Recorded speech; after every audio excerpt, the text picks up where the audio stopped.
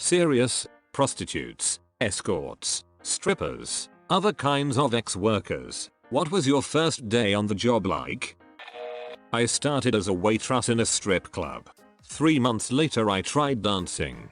My first time in the VIP, where I had been seeing the workflow for 3 months, so I knew what to say and where to go.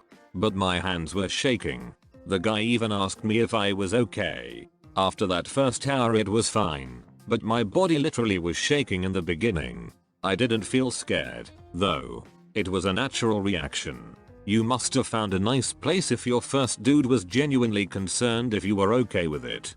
It was Bourbon Saint Circus, run by the legendary Bob. One of the best managers I ever worked for, period. He never slept with the girls.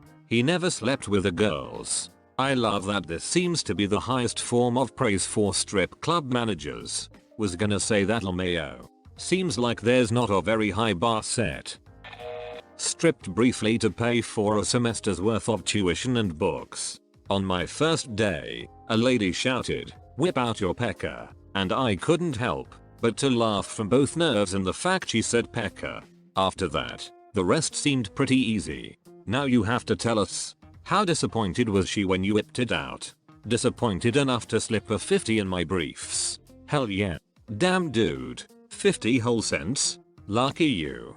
Bought myself a ring pop afterwards just to stunt on M.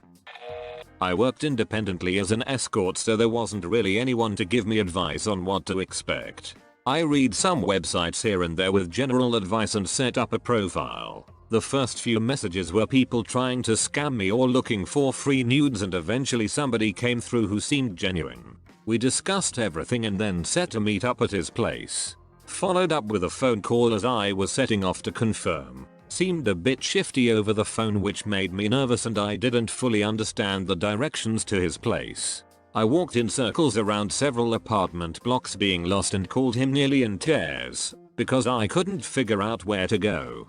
He ended up standing outside his block, so I saw him and he actually looked normal, lol. Slightly balding, wearing a t-shirt and jeans with round face and a kind expression. I can still picture him waving at me and me running towards him like a lost child who just found their parent. Got inside his apartment, ushered him into the shower with me, and then the actual X part was over fairly quickly.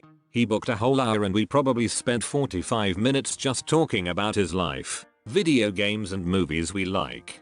The job has its ups and downs, but after that I stopped being so nervous and learned it wasn't as difficult as I thought. Most of my job was just being a good listener and boosting egos, make people feel good about themselves. I'm convinced that a business that just had nice people to share a cup of coffee with would be successful. There's just a lot of lonely people in the world. In Korea they actually have services where a hot girl would bring coffee to your apartment. Then they'd have sex with you, because it was just a cover for prostitution. But still, the business model is nearly there. Man, they can bugger off with their ex. I paid for an hour of talking, not 58 minutes. I'm convinced that a business that just had nice people to share a cup of coffee with would be successful. There's just a lot of lonely people in the world. Hell, as a guy I'd probably pay just to sleep next to someone every now or even just be held for a little bit. I'm pretty content on my own, but it's a nice thing to be able to do. I don't really feel lonely. I just miss a few of the things that you get with having a relationship. Think of it like getting a good massage every now and then. In real life is too complicated. Someone gets attached or someone gets jealous or someone thinks you're trying to hook up with them or etc. Or you get rumors or misinterpretations. So it'd be nice to have it be sort of no strings attached. The job has its ups and downs.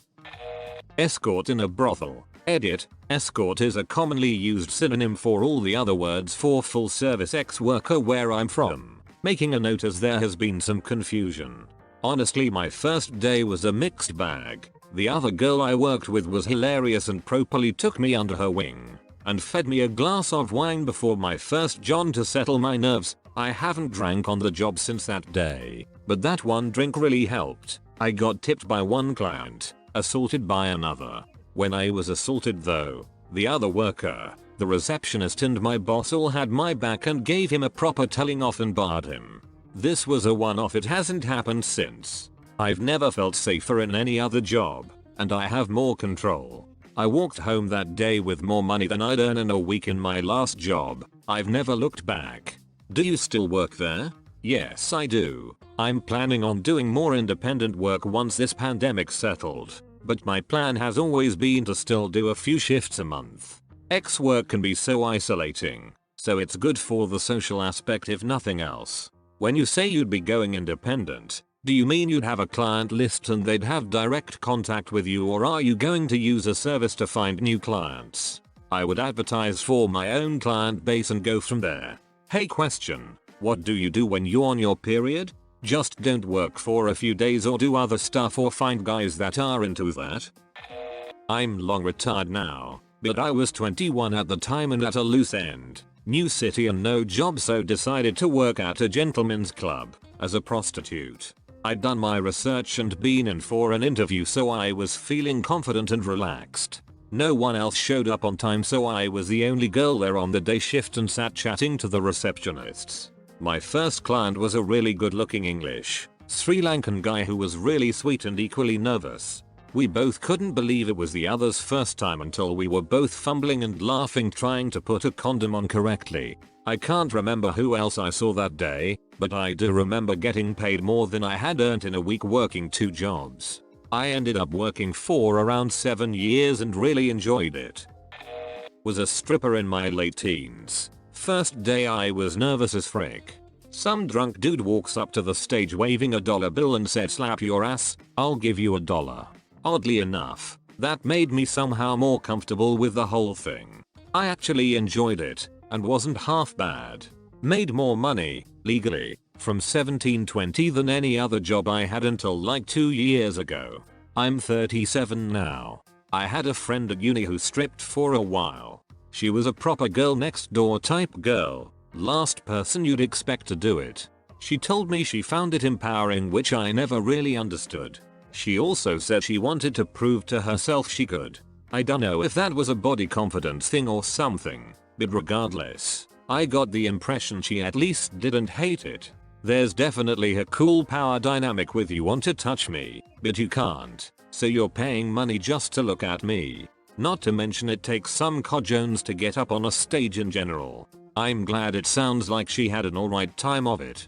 Definitely empowering as far as how easy it is to have people giving you money, sometimes fighting over who can go into private dances because there's so many people waiting for you.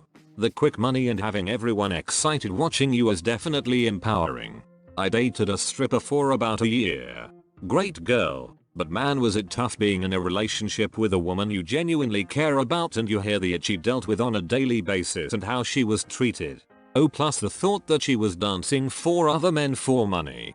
I know that it was just a job to her and she did her best to separate it, but I know the mental toll it can take on someone long term.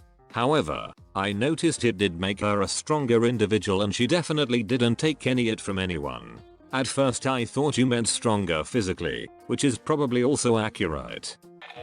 A bit intimidating, but not really much different. If anything, I had a little better of an idea of what I was doing compared to working at Starbucks. Did escorting for about a year. First day was relieving.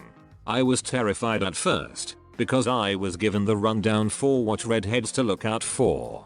There were a lot, but I went on. Most of my clients ended up being older men who just wanted a pretty girl to be seen with and to listen to them.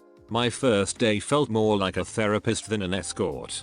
I'm naive to escort related stuff. What about redheads now? Pretty sure that is an autocorrect of red flags. That makes much more sense and now I feel like an idiot. Wouldn't be the first time I've made a fool of myself around here.